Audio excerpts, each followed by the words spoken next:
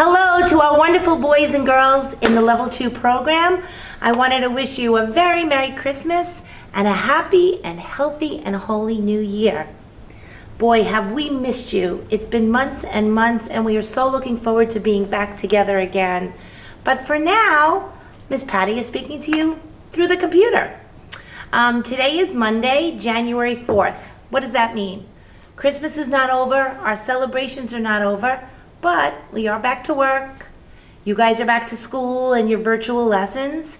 And we're really starting to focus in again on our religious education assignments. So today I thought it would be nice for this week, instead of doing work in your books, is to hear a book. And I'm going to read to you from one of my favorite books called The Voice. It's wonderful. You're going to love it. So in your lessons, in your textbooks, you're preparing for the sacrament of reconciliation. That's a long word. You heard it before because it's right on the cover of your book. But I want you to say the word. Say it right now. Reconciliation. Break it down. Say it with me. Reconciliation. All together? Reconciliation. Sometimes, too, this sacrament is called penance. It's called confession. And we'll talk more about what all those words mean later on. But for today, we're focusing on reconciliation. And it's this sacrament where we say, I'm sorry. Those words are not always easy to say. They're wonderful to hear, but they're not always easy to say, I'm sorry. We're sorry for our sins. Our sins mistakes? Our sins accidents? What do you think? No, they're not accidents. They're choices. They're choices we make, sometimes with really difficult consequences. But they're choices we make, usually pretty selfish choices. We're doing what we want and not really what we're supposed to do. God forgives us. He forgives us of all of these sins when we come to Him in the sacrament and we say, I'm sorry. And at the end of it all, He gives us a gift. Believe it or not, He gives us a gift. And that gift is His grace. That's a beautiful word. Say that word, grace. Maybe you even know somebody named Grace. But in this point, it means God's love. God's unconditional love. That word means no matter what, He never stops loving you. He never stops loving me. He never stops loving Father Greg or even Leo. He loves us all unconditionally. So let me ask you, think about this. Is this a sin or a mistake? You go to Grandma's house and she says to you, look at the beautiful new vase I got. Look at the beautiful new vase. I'm going to put it right here on the mantle in my living room. The vase cost me $5,000. Whoa. And Grandma says, I don't want you kids playing in the living room. Please, this vase is very special to me. No playing in the living room. Well, later that day, you and your cousin are over Grandma's house and you want to play with your Nerf football. There's a little more room in the living room. And you go in and you start throwing the football around. Well, the football flies over and hits the vase. Grandma told you not to play in there. Is that a mistake or is it a sin? You made the choice to disobey Grandma and play in the room. You didn't expect those consequences. You didn't expect the vase to break, but that would be a sin. Now, say you went into Grandma's house, into the living room where there was the beautiful $5,000 vase, and as you're walking towards the mantle, you trip over your shoelace, you fall into the mantle, and the vase falls and breaks. Would that be a sin? No, of course not. It's an accident. It was a mistake. You didn't mean for anything to happen. It wasn't a choice. So boys and girls, always think of that's the difference. A sin is a choice, usually very selfish. So let's get to this wonderful book. I want you to think about when you're hearing this, who does the voice represent? Who do you think the voice is in the book? And I want you to notice the choices that the boy makes and the consequences of those choices. Okay? So here we go. Are you ready for the voice? Miss Patty's doing this without her glasses. I think we'll be okay. Alrighty, here we go. Follow me, said the voice.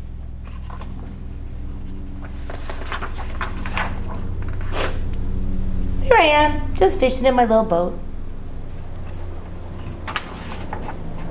Follow me, said the voice. I did not want to listen. I love you, said the voice. Huh? Me?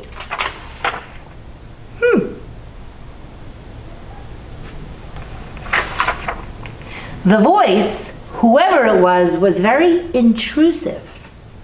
Go away, I'm fishing. Get my hook, get my worms ready, get my fishing pole back out.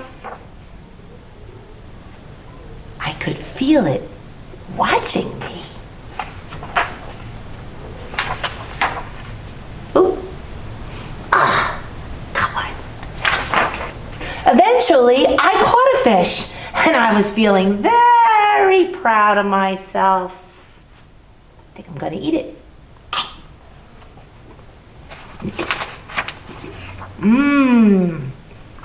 Fresh fish, delish. You're welcome, said the voice. Leave me alone, I replied. The voice was silent, but it didn't go away. So I laid back and took a nap. Then, quite unexpectedly, my boat sprung a leak.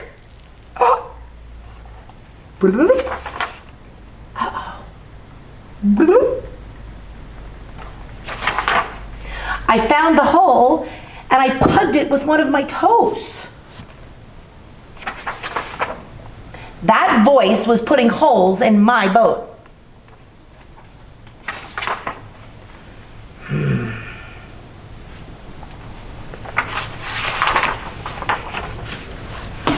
I yelled, "Voice, I do not appreciate you!"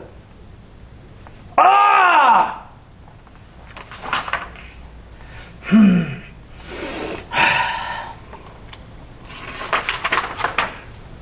Stop behaving so badly, said the voice, and just follow me.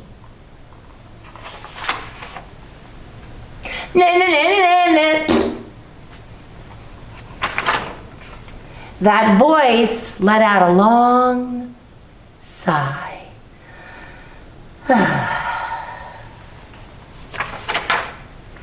My boat began to leak again.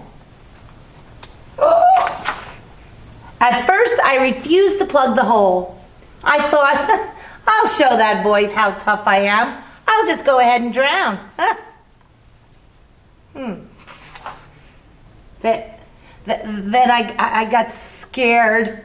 I didn't really want to drown. Oh boy. It took my whole leg to plug that hole, and I could feel the fish tickling my foot in the water below. Uh-oh. Silly fish, I thought. Everybody was picking on me. Oh. I wanted to go home, but I couldn't reach my oars. I can't reach. I was stuck. So I began to cry.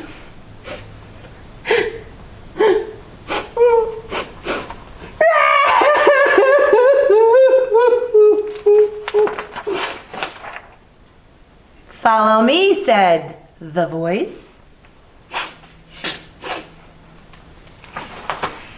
Why won't you leave me alone? I asked. I was feeling very sorry for myself. I already told you I love you, said the voice. Follow me. I can't. If I move, my boat will sink. Oh. Let it sink, said the voice. What? What? Let it sink, I asked. Don't you care about me? I'll drown. I'll become fish food. I can't swim. You won't have to swim. Just follow me, said the voice. So I sat there, wondering what to do. This seemed like an awfully dirty trick. You know, how did I know I could trust the voice? But there seemed to be no other option. So I pulled my toe out of the first hole. Immediately, water began filling up the boat. Uh-oh. Better pull your other leg out too, recommended the voice, or the boat will drag you down with it. So I did. The cold water rushed in as the boat sank, and I called out, "Help! Voice! Help me! Help! Help! Help!" "Open your eyes," said the voice.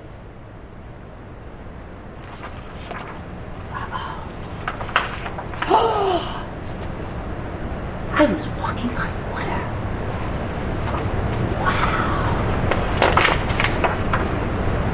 "Follow me," said the voice. So I did. The end. Again, boys and girls, you can see why this is one of my favorite books, because it really is an entertaining story. The main thing I want you to think about as you go over the video again, watch it again, you're going to answer a few questions, but I want you to think about who you think the voice is. And I want you to think about the fact that our God never, ever stops loving us, even when we're angry, even when we're unreasonable, even when we make bad choices and we commit sins. He never leaves us. He never leaves us. Even at the end of the story, we see the boy walking on water. There's actually stories in the Bible of people walking on water, of saints believing in Jesus. With God, all things are possible. So again, I wish you all a very Merry Christmas, a very Happy New Year. We look forward to seeing you very, very soon. We miss you all very much. God bless you.